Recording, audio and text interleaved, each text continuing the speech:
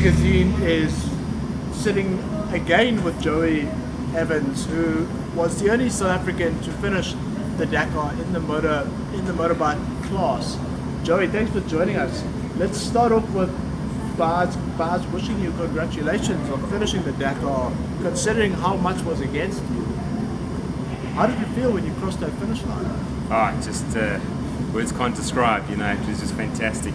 For a lot of guys, it was the end of 2 hard weeks, but for me, it's been the end of 10 long years. To prepare to get there, to work to get there, and then to get through those 2 weeks was just fantastic to be at the end. Guys who follow the Dakar may not necessarily know what goes on in the background. They don't know the day-to-day running. They see you guys racing, but they don't see the hardships. So let's go through what a typical day competing in the Dakar entail. Cool. Yeah, a typical day. You sleep in what they call a bivouac. So you're in tents and trucks and that kind of stuff. And the first rider leaves at 4 o'clock. So what that means is that you're up before then. You're up at about 3 o'clock. You're getting dressed, you're getting kitted up in all your gear, trying to get some food in you. You got to eat breakfast, but the last thing you feel like eating at 3:30 in the morning is pasta and stuff, but you just shove it down your throat to get it in. You're going to need it later. And then, just after 4, guys at 4 o'clock, guys start riding out. Guys like me are pretty mid-pack, so we leave a little closer to 5. And so, leaving closer to 5 in the morning, I should say. And then we start with the liaison normally, so that's normally a period where we ride to get to the start of the racing section, often roads or switchback roads in mountains, that kind of stuff.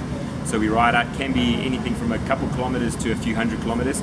We get to the start of the racing section, and then we race. And then we race for several hundred kilometers, and then at the end of that, then we do another liaison to the next bivouac, where we get there that night. And each day you have to make it through that distance. If you don't make it through the distance for the day, you're out the race. It's pretty harsh race. And then once you get in, some nights I got in at 7 o'clock in the evening.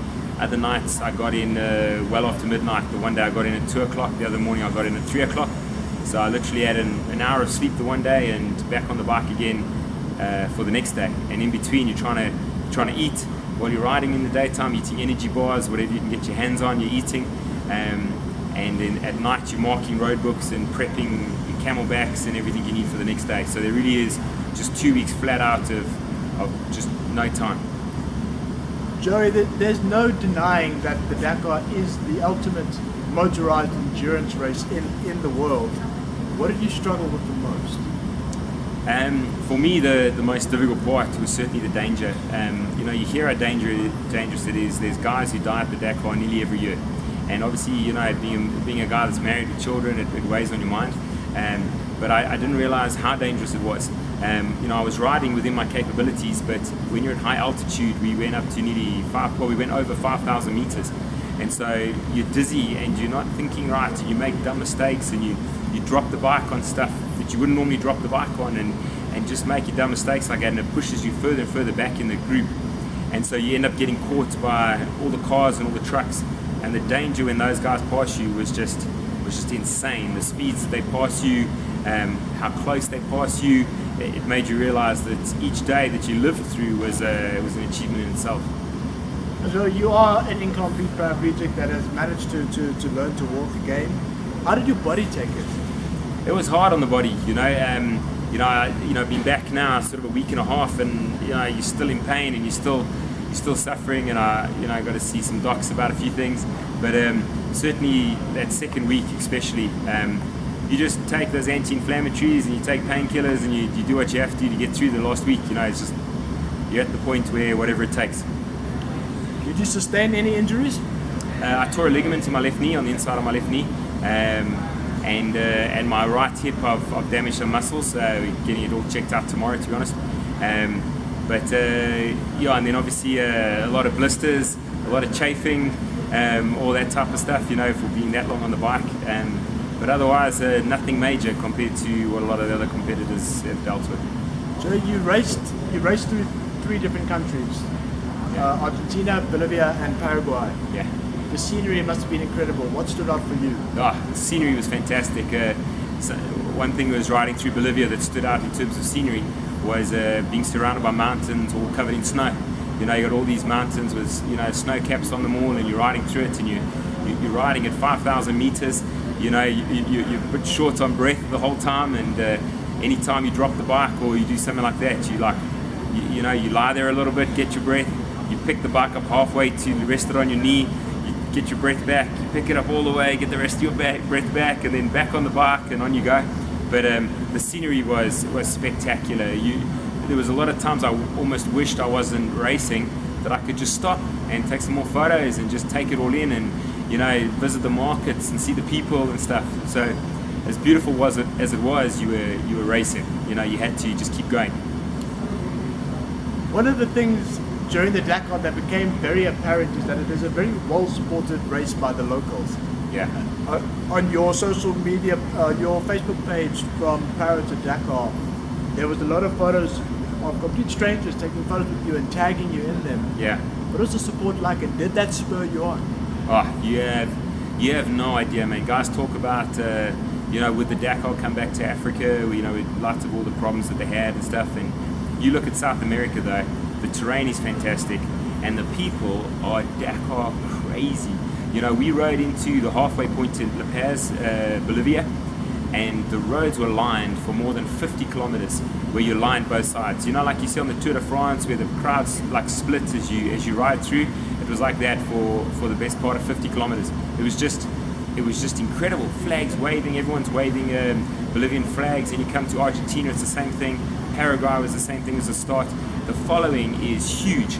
Anywhere you stop at a petrol station, you stop on the side of the road, guys just come out of the woodwork, just all over. They want photos with you, they want autographs. It was just crazy, the support. South America has, or the Dakar I should say, has massive support in South America, just huge. Joey, you finished the race, but it wasn't a one-man thing. You had a complete team behind you. Yeah.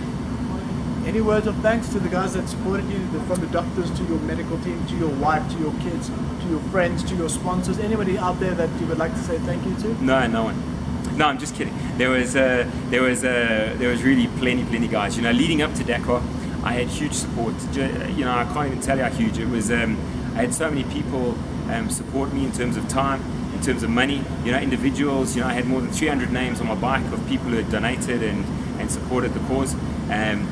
And then there was companies who did it. Obviously the biggest support I've had has been from my wife Meredith and my kids. Kayla, Jenna, Tyra, and Shauna have just been fantastic. They've helped me with all the fundraising. They've made sacrifices that I could be there. And then at the race, I was with Bash Trucks and Bart van der Velden and his team, and the guys were just fantastic. Gwen was my mechanic, and I gave him many a sleepless night. Waiting up for me, and then working on my bike till the early hours of the morning just so I could ride it again the next day. The guys were just absolutely champion, really just incredible. And one of the other big things was a guy by the name of Walter de Blanche. He's a South African rider. He was on the same team as me, and he went out with mechanical problems with his bike on stage 4. And it's hard when you go out, and it took him 2 days to catch up to the race again. He caught a taxi through the night and all sorts to get back with the team.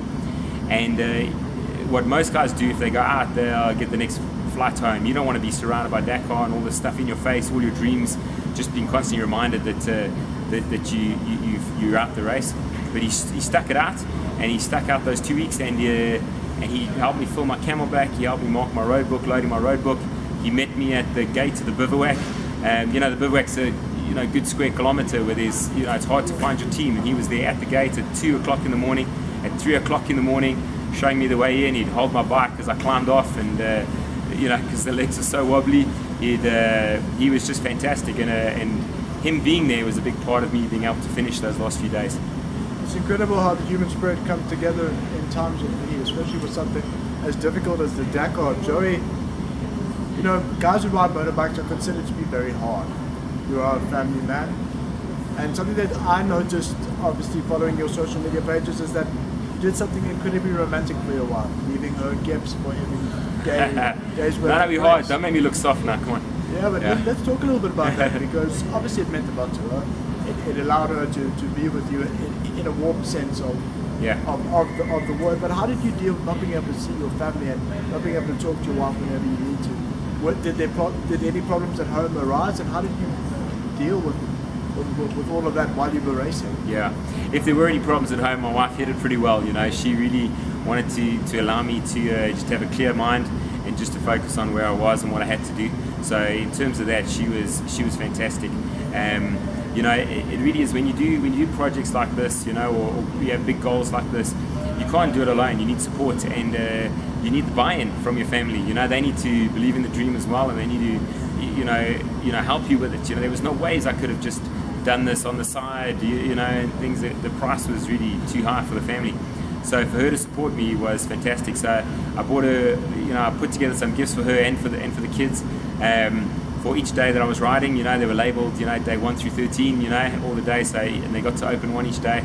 So it was a way that, I guess it was a tiny way to pay back a little bit of what she's done for me, you know, but it really was a tiny thing compared to what she's done. Definitely, Joey. You know, you suffered a lot through the race, from your condition of not having a fully functioning body, to sustaining injuries, to having your bike ridden over, to having to strip another bike for parts. When did you realize that I can finish this? This is mine. From the get-go, I wasn't going to quit. You know, there was, I didn't care what happened. I would carry that bike if I had to, and if they picked me up, you know, and then my race was over, I would have been moving when they picked me up. I was just, you know, I don't know if it's so much brave, but just freaking stubborn, you know. There was just no way, so I was going to quit. And so when the problems arose, when I completely buckled my front wheel, I just rode slower, you know, but I kept riding it, you know, did what we had to do.